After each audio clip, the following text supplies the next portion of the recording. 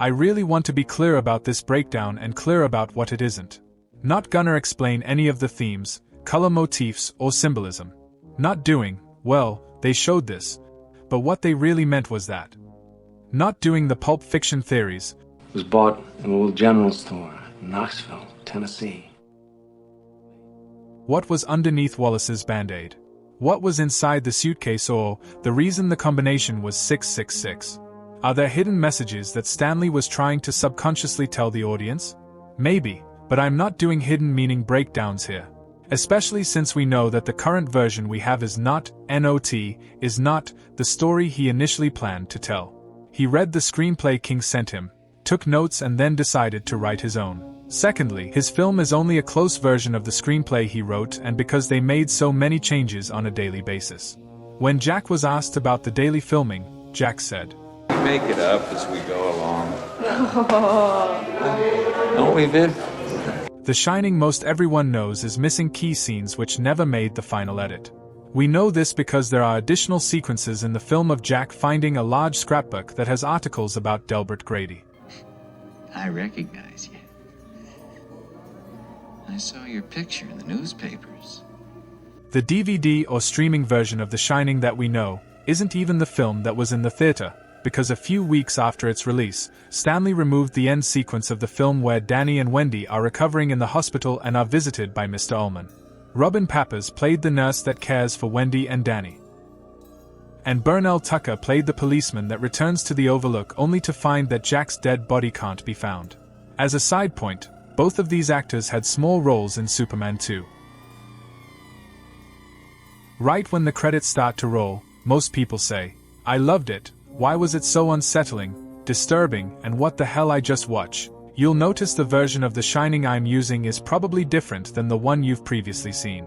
This is a 35mm, dirty and uncropped cut. One of the many reasons I love this version is that there are elements of the film that make more sense when you see the uncropped version. Imagine you'd been able to see more of what's on Danny's t-shirt at the beginning of the film.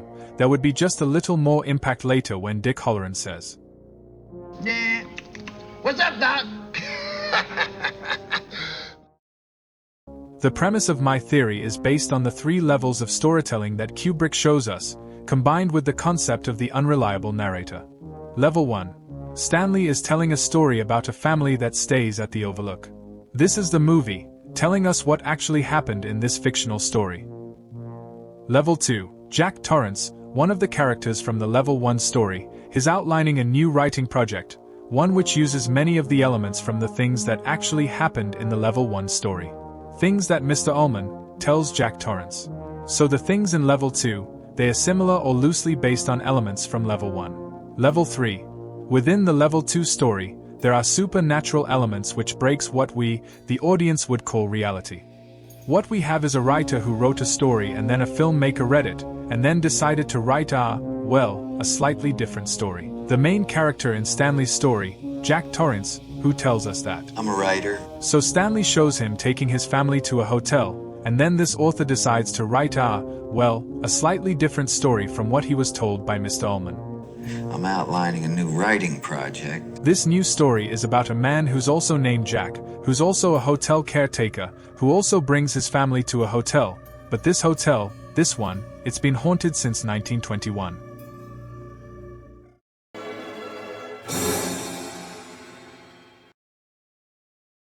Level 1 stories are when the storyteller only shows the audience what really happened to the main characters, the things, the locations, and their interactions.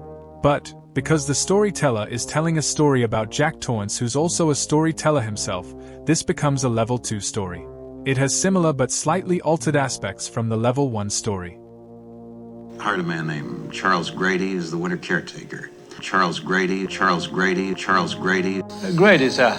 Delbert Grady. Delbert Grady. When the audience doesn't know or is unaware they are in a Level 2 story, like in The Sixth Sense, this would be described as a dishonest or unreliable narrator. The way you know you've slipped into Level 3 is when reality starts to break or things that aren't possible, supernatural things just happen without reasonable explanations. A Level 2 story is usually where the unreliable narrator appears. Fight Club. For the first 3/4 of the film, we don't realize we're being told a story from an unreliable narrator. We're given small hints of this by quick frame flashes of Tyler Durden. To make sure the viewer understands that the narrator is unreliable, a quick montage shows the things that really happened from Level 1. Joker. In Level 1 we see that Arthur Fleck is no longer going to receive his needed medication, and it's only much later when we realize that some of his critical interactions didn't really happen the way he and the audience thought, which meant that throughout the film, we didn't know at times, we were actually at Level 2. The usual suspects. Level 1, the filmmaker tells us the story of Verbal Kent, who's about to be released from police custody. Before that happens, Verbal tells Agent Coulyon and the audience what happened before the $91 million heist. At the end of the film, the audience finds out that significant sections of the backstory has elements of Level 1 and Level 2 mixed in unknown proportions. Jacob's Ladder. Level 1 is the filmmaker showing us our lead, Jacob, who's a Vietnam combat vet who's severely injured in the first 10 minutes of the film. The audience then thinks they've flashed forward in time, but in reality, we're seeing a completely fictitious Level 2 narrative. We then move from Level 2 to Level 3, when reality appears to break, and we then enter into what could only be seen as the supernatural world.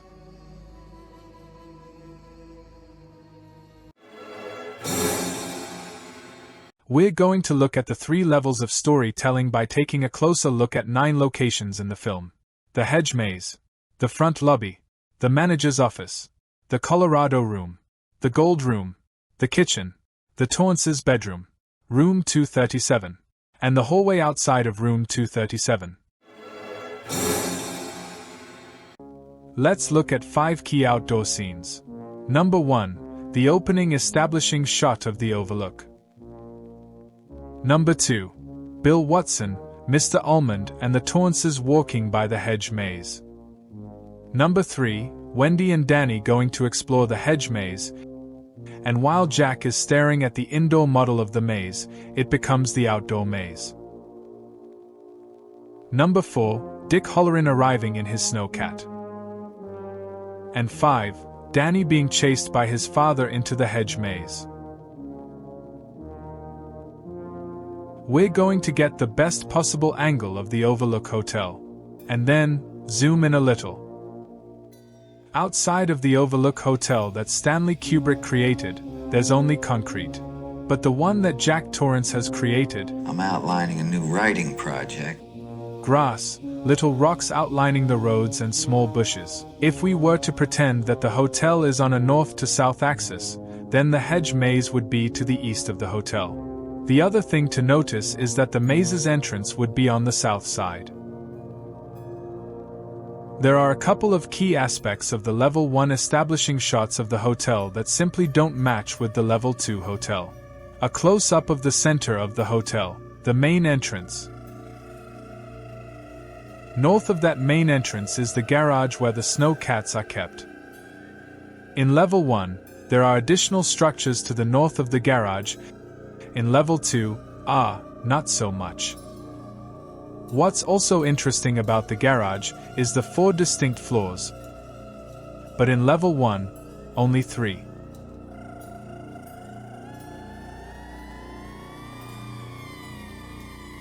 Looking at the layout of the Overlook, in Level 1, it's basically a straight line. But the Level 2 version of the layout resembles the capital letter L. It's a little hard to see when Wendy is told to Go check out the snowcat. It's a little easier to see when Dick Halloran returns.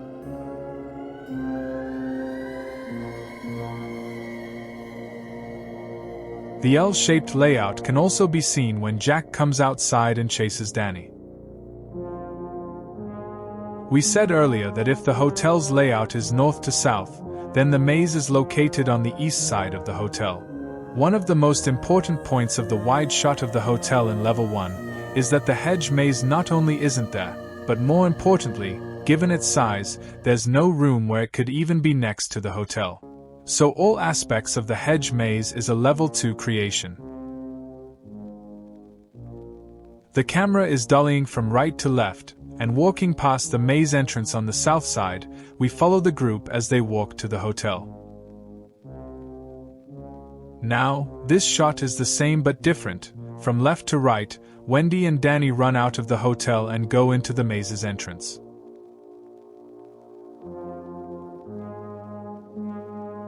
Let's look at those same scenes side by side, but we're going to reverse the first scene. All our characters are at the corner of the maze. In the first scene, there's a wooden display that appears to have a mini map of the maze. In Wendy and Danny's scene, no display, but a white bench.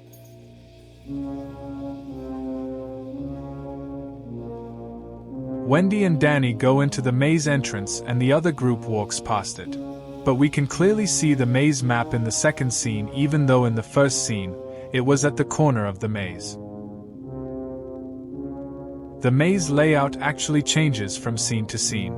In the hotel lobby, Jack walks over to a miniature version of the hedge maze, and as he is looking at it, we switch to the over-the-top, God angle of the real maze that Wendy and Danny are actually in. We're going to warp and distort this image a little, so it'll give us a better view of the maze. This basic layout is very similar to the map outside of the maze's entrance. Now this is the end of the scene where we see Wendy and Danny in the maze. We're going to reverse that scene, and show how the actual maze doesn't match the pattern, and more importantly, its sheer size isn't remotely close to the map or the model. So we have changes in the maze's pattern, its size, and finally, its entrance. There's only one entrance. So earlier, if we said that the hotel runs from north to south, we would also say that the entrance would be on the southern side of the maze. At the end of the film, Dick Hallorann drives his snowcat past the 4-story garage and stops just past the main hotel entrance. Later, Danny's hiding behind the snowcat and runs directly east into the maze. And later, when he runs out of it, we get the impression that based on where Wendy is, in relation to the snowcat, and how Danny is able to run straight to her, the maze's entrance is now in front of the hotel on the west side as opposed to being on the south side of the maze.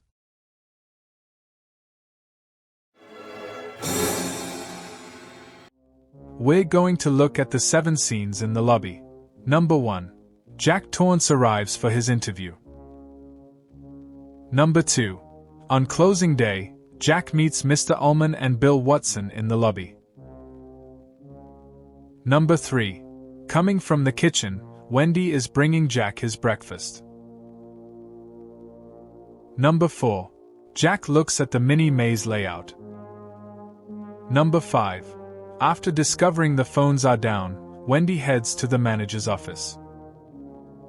Number 6. After watching TV, Danny leaves to get his fire engine. Number 7. Looking for the Torrances, Dick Hallorann wanders into the lobby. One of the more disturbing theories is that Jack has done much more than just injured Danny's arm. That theory is supported by these 3 points. Number 1. While waiting in the lobby, Jack is reading the January 1978 issue of Playgirl. This issue actually had a crazy article about incest. Number 2. Danny's imaginary friend, Tony. Why don't you want to talk about it? I'm not supposed to. Who says you ain't supposed to? Tony. Who's Tony? Tony is a little boy that lives in my mouth. Could I see Tony? No, because he hides. Where does he go? In my stomach. Does Tony ever tell you to do things? I don't want to talk about Tony anymore. Number 3. Danny's in bed with a bear. And then we have a furry caught yiffing. While this scene could possibly maybe be seen as an affectionate father-son interaction, but the fact that he's playing with his son's hands below the frame makes a creepy sequence even creepier.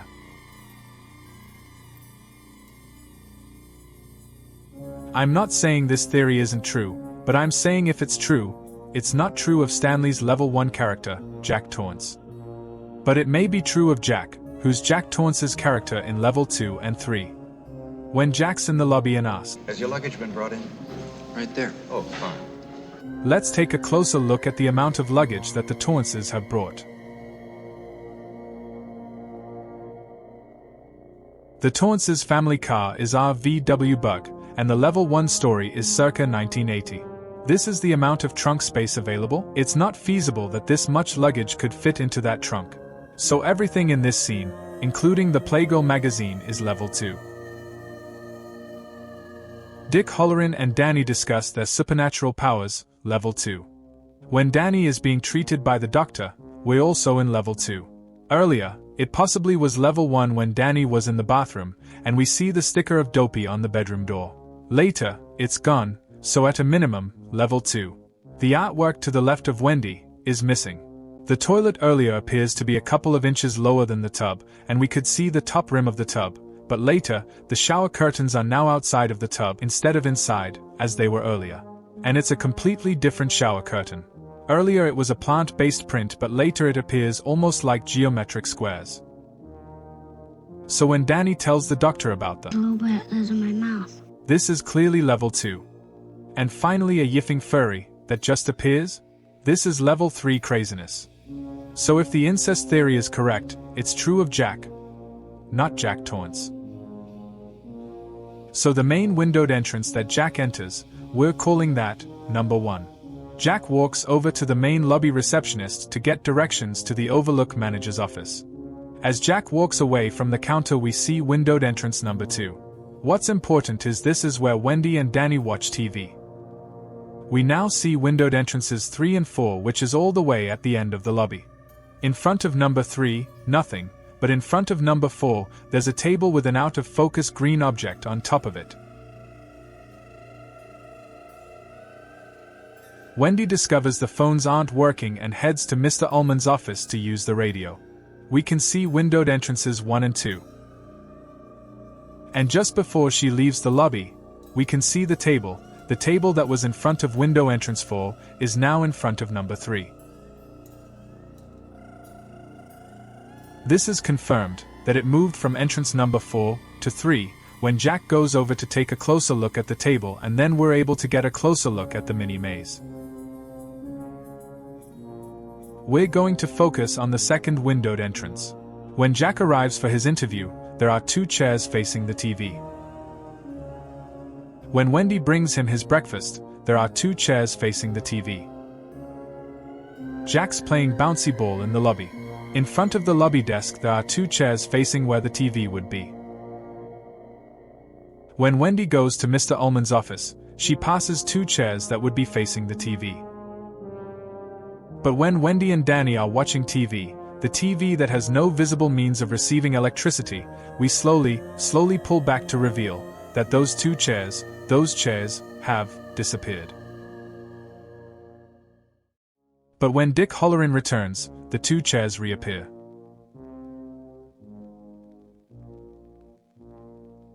So as Jack looks over the lobby, we're going to look at the lights that are on and those that aren't. On the other side of the curtains, the hallway outside of the lobby, there is a ceiling lamp positioned in front of the red love seat. This lamp appears to be on, not bright, but on nonetheless. The ceiling lamp above Dick Hallorann clearly isn't on. The wall lamp by the hallway entrance to the lobby is on, and very bright. But when Mr. Hallorann is about to walk into the lobby, that light isn't on. The wall where the windowed entrances are, has at least 2 sets of bright wall lights. From Mr. Halloran's angle, none of those wall lights are on. And Mr. Hallorann can clearly see that there's only 1 ceiling lamp on in the entire lobby. From Jack's angle, the ceiling lamp at the corner of the lobby receptionist station is the brightest in the room. But as Mr. Hallorann walks under it, it's not even on. The only lamp that is the one in front of the dark wooden public telephone booths. But that's not true from Jack's angle.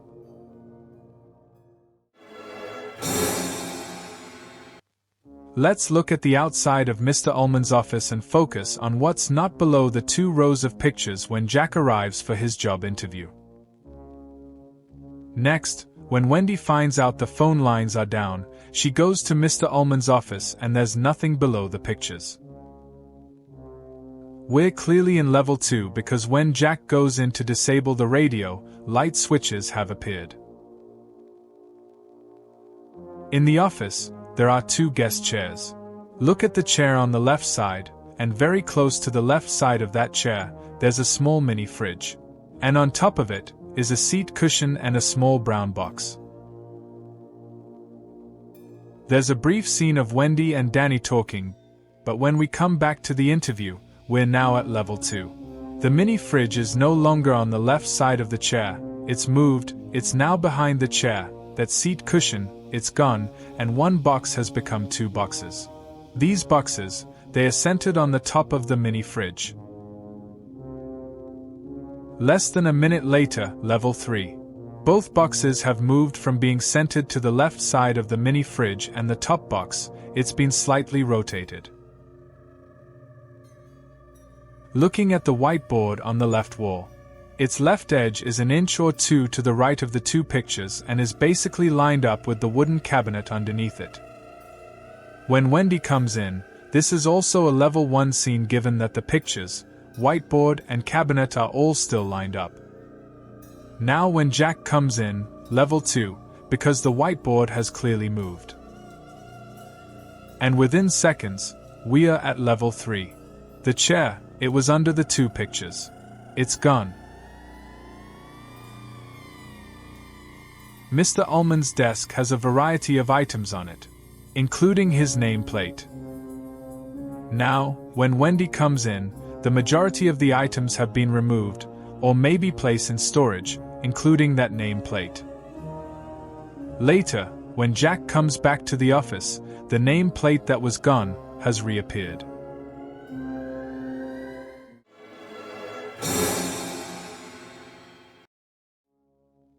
In the walkthrough, we establish the 2 chairs and small tables. There are some table lamps to the left of the floor-to-ceiling windows. Jack's writing desk, the carpet in front of it, a small coffee table, and the location where the couch will be moved. A fairly large art sculpture in the center of the room. And there's also a bearskin rug in front of the fireplace. Jack has a typewriter in both levels 1 and 2, but for some reason, the white typewriter becomes green. There is a small table lamp on the left side of each of the large windows in the Colorado lounge. While there are 5 windows, the last table lamp is obscured by the staircase. We are able to see that 5th window table lamp later in one of the last level 1 scenes where Jack Torrance is focused on, well, anything but writing. Danny takes a big wheel tour of this room, and on its surface appears to be a level 1 scene, because we know that this room has 5 lamps and 5 windows. But if you slow down the footage as he enters the room, you'll see that the couch is in front of Jack's desk, not facing it. While Jack's having a nightmare, we can see lamps 1 and 2. And in Wendy's shot, we can also see lamps 4 and 5. So while Wendy is slowly backing up, in the wide shot from Jack's angle, lamps 2, 3, 4 and 5 have disappeared. Everyone's favorite is the disappearing chairs. To get a baseline, we start at the level 1 walkthrough to identify chair 1 and 2 and table 1 and 2. The 2 chairs and tables are easier to see in this scene. From beneath the desk, the left chair and table are gone. When Danny walks in, the left chair and table reappear. Back to Jack, now the right chair and table are gone. Later when Wendy goes to see how his writing is going, the right chair and table are behind him. Then they are gone. Then they are back. What key items are missing in level 2? The carpet, the couch and 2 end tables, as well as the large art sculpture in the middle of the room. What key items are present from level 1? Jack's work table without the lamp, and the bear skin rug. How is this lamp on Jack's table receiving electricity? The front, right, left side, no electrical cord. The back of the lamp, no cord. This is why this is a level 3 scene. When Jack's having his nightmare, in front of the fireplace is a bearskin rug and 2 rugs on either side of it. All 3 disappear in a later scene, so let's look at that scene again. This is where Wendy finds out exactly what Jack's been writing. There's nothing in front of the fireplace. But in that same scene, as she's been stalked up the staircase, they all reappear. Danny slowly walks in and he stops a foot or 2 past the stairs. If we pause, we can see he's nowhere near the tan couch or the rug in front of it. So Wendy, who has rugs on both the left and right sides of her, she takes about 7 or so steps over to Danny, which is about 20 feet from the couch. But from Jack's angle, Wendy and Danny are in front of the couch. There's a rug behind them, and the rug in front of the couch is now gone. And the close-up of Wendy leaving confirms that they were about 20 feet away from the staircase. So while the character Wendy may be looking for Jack, Shelley Duvall is thinking, where did the carpet couch and 2 end tables go?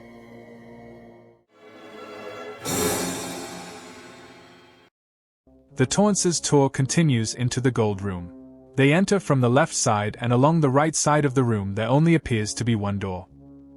When Mr. Hollerin takes Wendy and Danny to the kitchen, it appears as though he's going to the door on the right side of the room. Later, Grady tells Jack that, I think the best thing is to come along to the gentleman's room, sir, and we'll get some water to him, sir. They then head over to the same doors that previously were supposed to be the way to the kitchen. Here we see 2 almost identical left to right shots of the Gold Room. In the first, level 1, they are cleaning up the room on closing day. The second, clearly full tilt level 3, the room is packed with guests, hotel staff, and Jack wanders in. If we look at this scene again, focus on the couches. In the first sequence, as the tour enters the Gold Room, they walk by 2 couches. But later when Jack comes in, there are 3 couches that he walks past. Stanley shows us in level 1, Jack walking up to an empty bar. There are 6 chairs. Jack is to the right of chair number 4, and then sits down in it. This scene then jumps to level 3 by having Lloyd and a full bar suddenly appear, which is extremely jarring. But while our conscious mind is dealing with that, Stanley messes with our subconscious by also moving Jack from the middle of the bar, where his left arm is almost dead center of the bar, to where, now he's slid down a few feet to what feels like chair number 5. And then when Wendy comes in, he's back to the middle of the bar, in chair 4. Stephen King is an author, a storyteller, and in the stories he tells, he likes to tell stories about characters who are authors, storytellers. There's a degree of meta we're dealing with. The storyteller is creating a fictional story about a storyteller that creates a fictional story. This meta is also present in The Shining. What line of work are you in now? I'm a writer. This is Stanley Kubrick telling a story about Jack Torrance, who in turn is also telling a very similar but different story about a character who's like him and named Jack. This can't be just one story about a family in a haunted house because the timelines are completely off, they don't come close to matching up. Level 1 first. If we use both Wendy Torrance speaking with the doctor, and Jack Torrance being interviewed at the Overlook, as our day 0, we know the following. Jack Torrance was drinking and Used too much strength and he injured Danny's arm. Something good did come out of it all because he said, Wendy, I'm never going to touch another drop. And if I do, you can leave me. And he didn't, and he hasn't had any alcohol in 5 months. There's no way for us to really pinpoint how long it's been between his interview, being hired, Sounds like you got the job? Right. and the hotel's closing day when the Torrances arrive at the Overlook, but if we were to guesstimate, let's say 1 or 2 months ballpark. The other thing we do know is it's been 1 month from closing day until Hi, Lloyd. and we actually start to see his cheese completely slide off his cracker. Here's where the timelines are a complete mismatch, they just don't work. So Jack's first conversation with Lloyd should be, give or take, maybe 8 months since he had his last drink, and also, when he hurt Danny. But that's absolutely nowhere near the time frame we see him say about the last time he's had a drink. Here's to 5 miserable months on the wagon. Or hurting Danny. It was 3 goddamn years ago! So the level 1 story takes place in the late 70s, early 80s, and Jack Torrance is told. I don't suppose they told you anything in Denver about the tragedy we had up here during the winter of 1970? Which would be about 10 years ago. But in level 3, as things start to slip sideways, and Jack sees the Overlook staff and guests, from the music and the way everyone in the ballroom is dressed, they like 1920s flappers. Not late 60s hippies or 1970s disco. Also, The final shot in the film shows Jack in the photo taken in 1921, which matches up with the level 2 story Jack is creating about the 20s, not the level 1 story from the 70s that Jack was told about by Mr. Ullman. We know that the Grady that Mr. Ullman describes, Charles Grady, is the winter caretaker. Isn't the Grady that Jack meets. Delbert Grady. We also know from Mr. Ullman that Grady Came up here with his wife and 2 little girls, I think about 8 and 10. 2 young daughters, 2 years apart. But the little girls that Danny sees don't look 2 years apart. They look like identical twins because they actually were identical twins that Stanley cast. Even though the next part is morbid, it's important. He killed his family with an axe. The tragedy is described this way. Stacked them neatly in one of the rooms of the West Wing. Family killed with an axe? Yes. But the phrase, his family, would mean all 3, his wife and twins, not just the twins. So 2/3 yes, 1/3 no. Stacked them neatly? No, not stacked but randomly on the floor. In one of the rooms?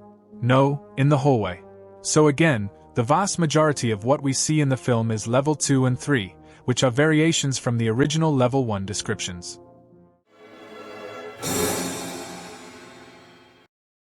While touring the kitchen, they walk by the fire extinguisher. If we look closer, we can see that above the extinguisher is a red and white sign. To the left of that, a set of knives, and to the right, another set. Wendy drags Jack into the pantry and locks him in. Frightened out of her mind, she slowly backs up. But wait.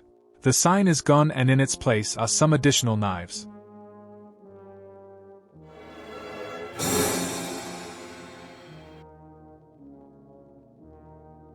Wendy and Danny going into the kitchen with Mr. Holleran for a tour.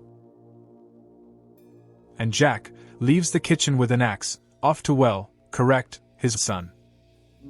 Jack's at the table where Danny and Mr. Holleran ate their ice cream. The camera looks through a metal shelving with pots and pans, that's not present in the earlier scene with Wendy. There's also a wooden pallet in front of the shelving which also isn't in Wendy's scene. As we continue on with Jack through the kitchen, the second pallet we see is across from the edge of the wooden table. But as Jack is being dragged, there's no pallet. Jack is leaving the kitchen while Wendy, Danny, and Mr. Holleran are coming in. If we pause at the ice storage machine, we see the third pallet. But in the other scene, it's gone. The layout of the kitchen changes from scene to scene. They walk up to the ice machine and make a right turn because there's a shelf stopping them from going straight. This fact is confirmed when Danny is taken to get ice cream. But later, when Jack is leaving the kitchen, that shelf that blocked Wendy, Danny, and Mr. Holleran is gone.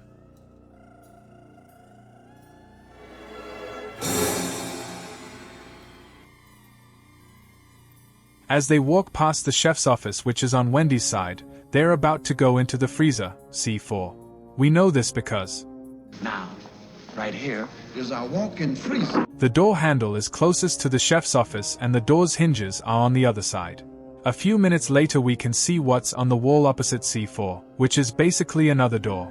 From inside, the door handle and hinges have reversed, and in the hallway there appears to be time cards and a poster. This is because while there was no break in their conversation, they are actually in the second freezer, C3, which is at the end of the hall. The kitchen tour ends at the pantry, and outside the pantry door there are 2 sets of light switches. But later there's only 1 set.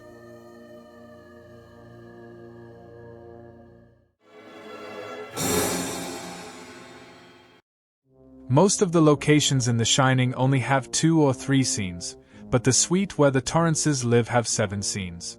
We have the opening tour of their living quarters, Jack getting breakfast in bed, Danny looking for his fire engine, Jack blows up at Wendy, Wendy smoking, pacing, wondering what to do, leaving Danny and taking the bat, and Jack wants to ask Wendy a question. When Jack and Wendy enter their suite, there is no ceiling light at the outer door. The same is true when Danny comes in to look for his fire engine. Jack is coming from room 237, and when Wendy goes to unlock the door, on the ceiling, a light has appeared. This ceiling light remains after Jack storms out, and later when he uses the axe to break into the room.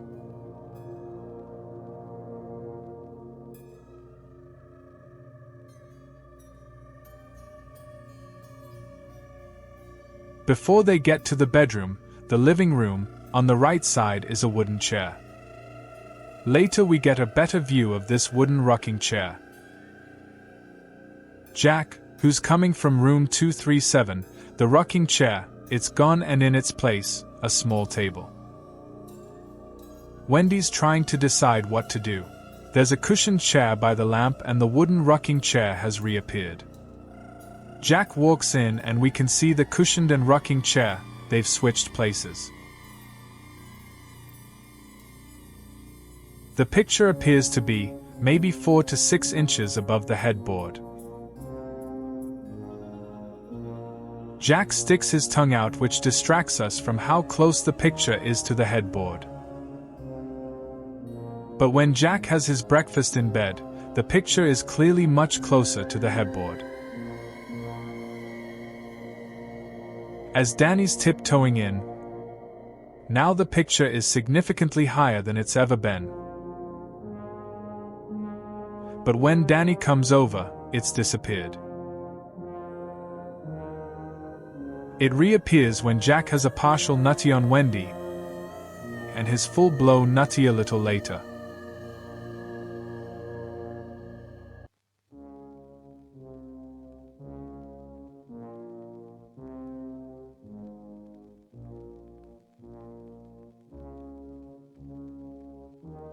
We're going to look at the dresser in the bedroom. On the right side are some fake blue and red flowers in a very small green vase. On the left side is a lamp with a light tan and dark brown shade. Wendy is going to set the breakfast tray down on a small wooden stand that has a light tan cushion. Danny sneaks into the room trying to avoid his sleeping father. When he sees his dad, we're so freaked out seeing him we don't notice that the fake flowers and thin green vase has disappeared. It's gone until we see Danny from Jack's angle. The vase and flowers are back and the lamp is now gone. As Wendy paces, the lamp has reappeared, but is a completely different lamp. It's a little hard to see, but at the bottom of the frame, we can see the breakfast stand is positioned in the center of the dresser. Danny needs Wendy's lipstick to write red rum, and the breakfast stand has moved from the center of the dresser to the left side. Most people are so freaked out with the snap zoom reveal of murder, they don't notice that the breakfast stand has now moved back to the middle of the dresser. We're going to look at a couple of things at the same time. When Wendy and Jack walk through their living quarters, on the left side of the bed is a small bedside table and a little round lamp.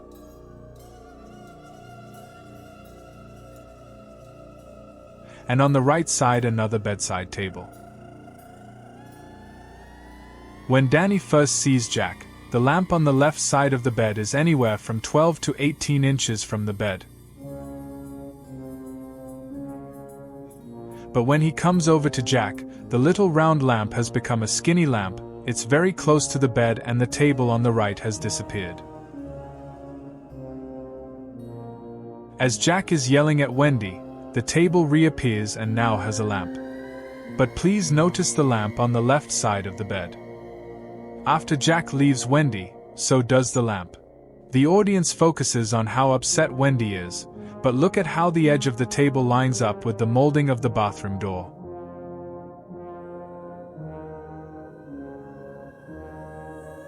Wendy is pacing back and forth smoking, but the ashtray that was on the table, it's gone, and the table has moved so that its edge is clearly past the doorway molding. The lamp shade is also basically level. While Wendy is sleeping, Danny walks in and the lamp shade that was level, it's now tilted. The table that only had a lamp on it, now has numerous items in front and behind the lamp. But when Danny writes red rum, the items are no longer in front of the lamp. They are now behind the lamp. The lamp shade tilt also doesn't seem as extreme, but then it does. And the edge of the table now lines up with the bathroom door molding. Wendy and Danny are in the bathroom as Jack approaches. Now the lamp shade is level again. When Wendy got out of bed, the covers were pulled back and we could see the mattress cover, but now it looks like the covers were only pulled back part of the way. As Jack breaks into the bathroom, the lamp cover stays level. It stays level until he's about to leave and we can see it's back to that crazy tilt.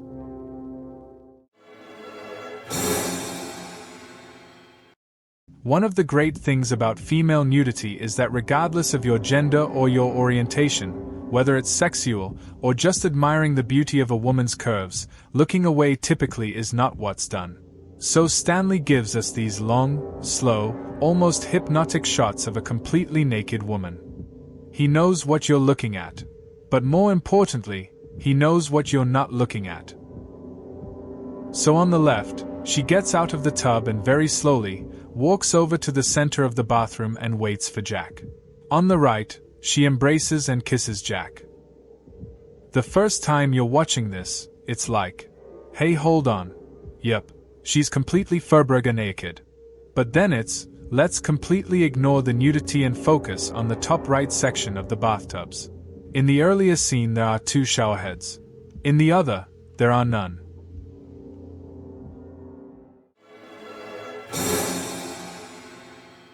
The hallway outside of room 237, the one with the iconic carpet pattern.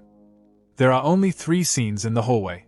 The first is when Danny rides past room 237 on his big wheel.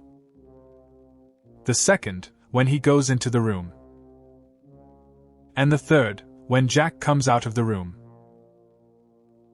Danny rounds the corner heading to room 237, and if we pause here, we see the ashcan on the right side, which can only be seen from this angle. But when Danny continues down the hallway, we see it's actually around the corner of that wall and wouldn't be able to be seen from the other end of the hallway. Danny stands up and looks down the hallway, and at the end, no ashcan, which makes sense. We cut back to Danny, but this time looking down the hallway, the ashcan has appeared.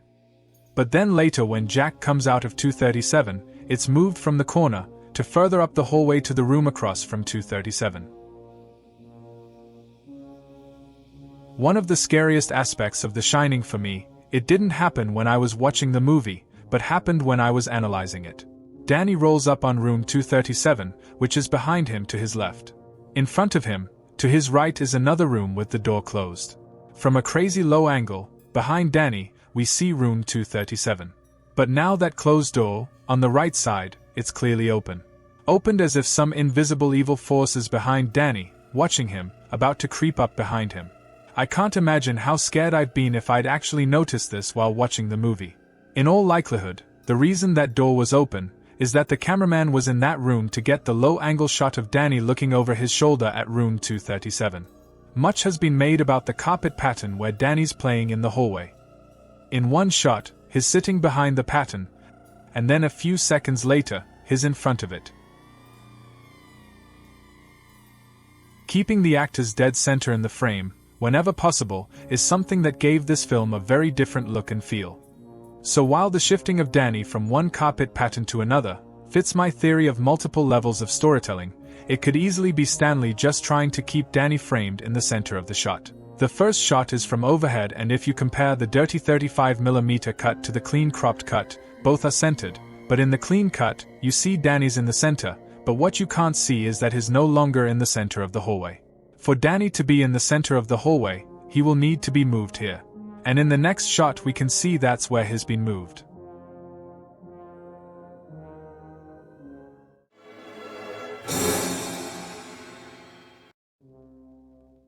Great filmmakers make minor continuity errors, but those errors are far few and they don't radically change the nature of the story they are telling. So while it wasn't the first to be shot in chronological order, it's one of the very few, around 20 or so, major Hollywood films to be shot that way. while it clearly helps Jack transition from, well, he might be a little crazy. He seems crazy. Okay, this nutter, he's crazy. The major interior scenes were not just filmed at portions of the Elstree Studios in England. Stanley took over the entire studio, the whole thing. And the 3-month shoot went from 3 months to a year. What this means is when scenes have things moved, missing or misplaced, it's not accidental.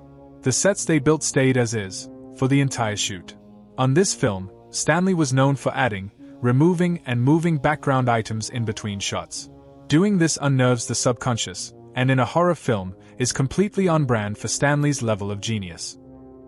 Are some things random? Of course. Or hey, maybe Stanley thought Wendy's character was Goofy. So he dressed her like Goofy and put a Goofy doll in Danny's room. Sorry, I tried not to do that type of analysis, but I couldn't help it. So, errors in continuity which are intentional, they aren't errors, they are choices, and I think the choices Stanley made, they serve two very unique agendas. Number 1, having that, hey, something's off, but feeling, I just can't put my finger on it. Every horror filmmaker, when they are making their movie, that's at the top of their list. And number 2, it prevents the film from being put in an easily explained box, no questions, debates, arguments, or additional conversations after the credits roll. There's a reason why even great horror films with simple, explainable stories don't come close to having the level of obsession which The Shining enjoys. Sadly, the term genius, at times, is applied to many who are just superior, or much better than most, but in the case of Mr. Kubrick, it feels like he's in a category all by himself. I want to thank you for watching this because I'm sure you have many other things you could be doing, so Why don't you start right now and get the fuck out of here?